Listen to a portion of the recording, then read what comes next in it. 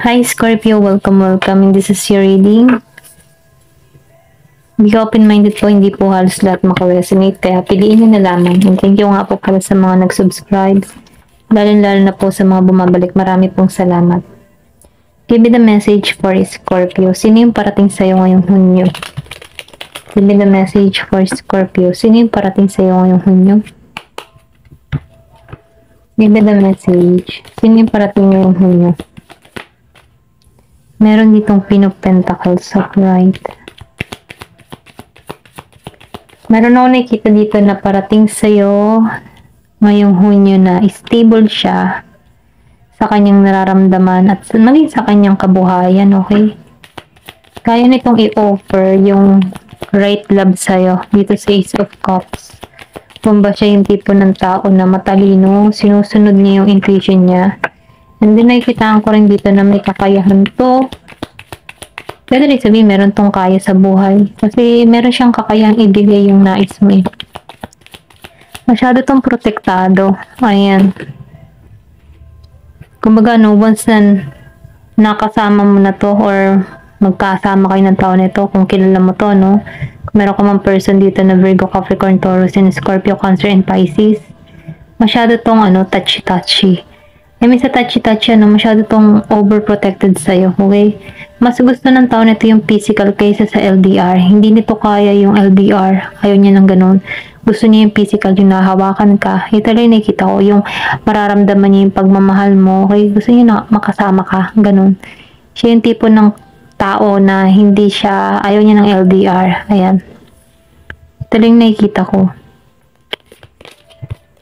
Then dito, sa 7 of Swords reverse, nakikita ko dito na marami tong pagsubok na kinaharap dito sa 7 of Swords, pero nalampasan niya dito, okay? Naalisan niya to. Ito lang nakikita ko. Pwede rin sabihin ikaw, marami kang pagsubok na kinaharap, okay? Pero naalisan mo na to. Pwede rin sabihin na unti-unti mo na tong tinatanggal. Nagiging ka ng matalino sa pag-iisip, sa pagpapasya mo, ganyan. Nagiging ka ng logic mag-isip. Meron dito ang 10 of Wands reverse.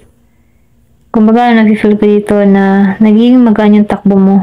Takbo ng buhay mo dito, no? Ayaw, kumbaga, yung tipo na tapos ka na sa mga responsibilidad mo, nakakaraos ka na, nakakaahon ka na, nakakayanan mo ng malampasan yung mga pagsubok, okay? Ito lang yung nakikita ko sa 10 of Wands and 7 of Swords. Kumbaga, naalampasan mo yung mga pagsubok na kinaharap mo. Kahit yun na yung pagkakalob sa'yo, no? New beginning. Okay? Merong bagong simula sa'yo dito na mag-offer ng true love sa'yo dito. Okay? Ito lang yung nakikita ko. Kung ikaw naman isang single, ito yung patungo sa'yo, no? At kung ikaw naman may karelasyon, yung person mo dito, ayaw niya nang malalayo ka. Masyado tong touchy-touchy. Kumbaga, gusto niya physical na kasama ka. Ayaw niya na to na LDR. Ayaw niya ng ganun. Ito lang yung nakikita ko sa person mo. Ayan.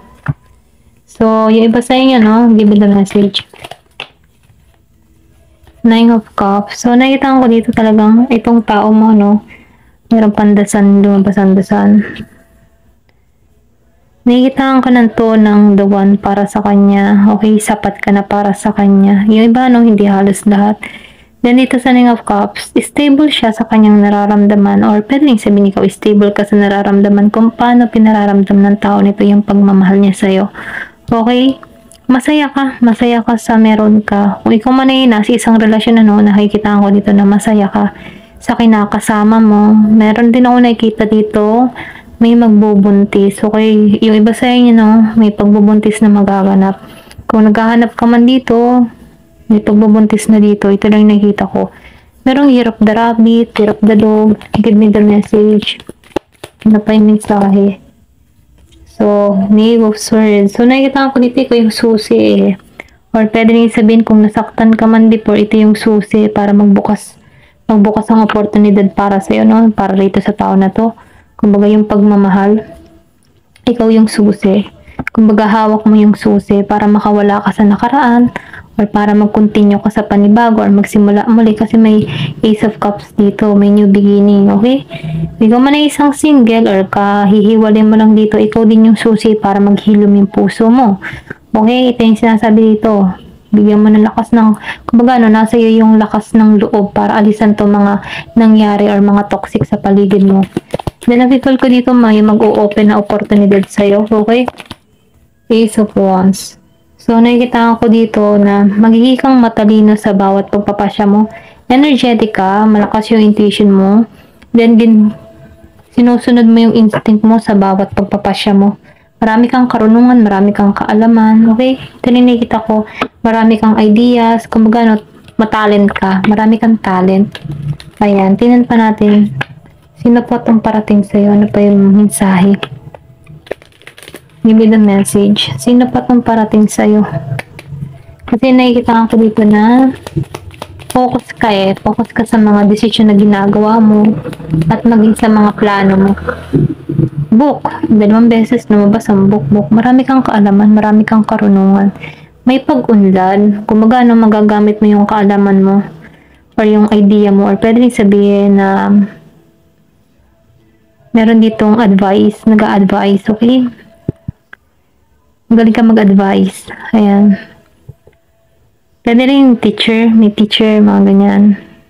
Or estudyante. Meron ditong kaalaman, karunungan, okay? May matalino. Ito lang nakita ko. Ayan. Pwede rin sabihin larangan ng trabaho mo, yung writer. Ayan, ganyan. Give me the message. Marami kang idea, marami kang talent.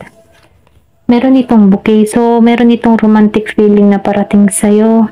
Happiness. Meron pinanganak ng 9. Meron ding 26.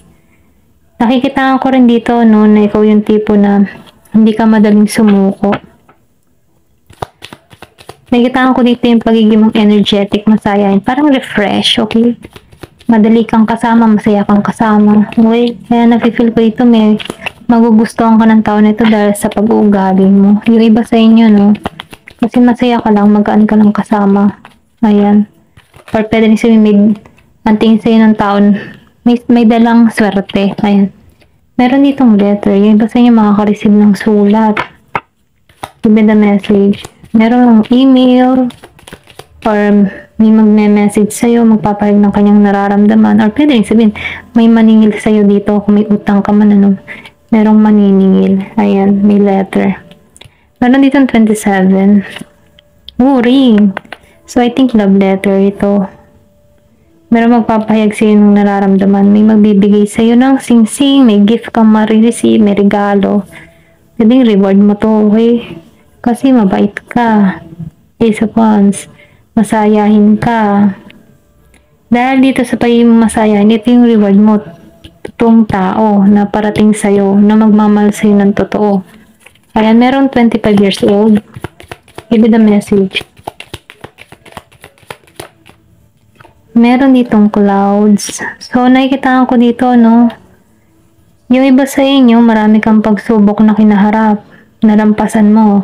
Or tapos ka na sa relasyon na toxic, okay?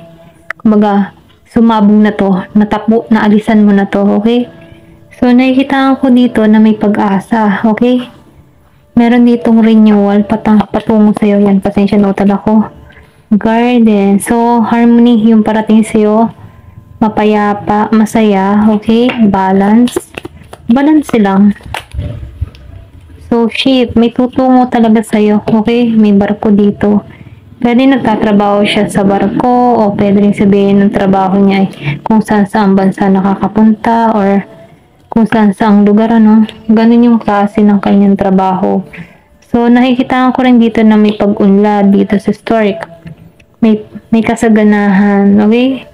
So, nakikita ka ng tao na ito na the one dito sa the story, okay? Masayang kasama, mapagmahal, mapag-aruga. Kaya gustong-gusto ka ng tao na ito.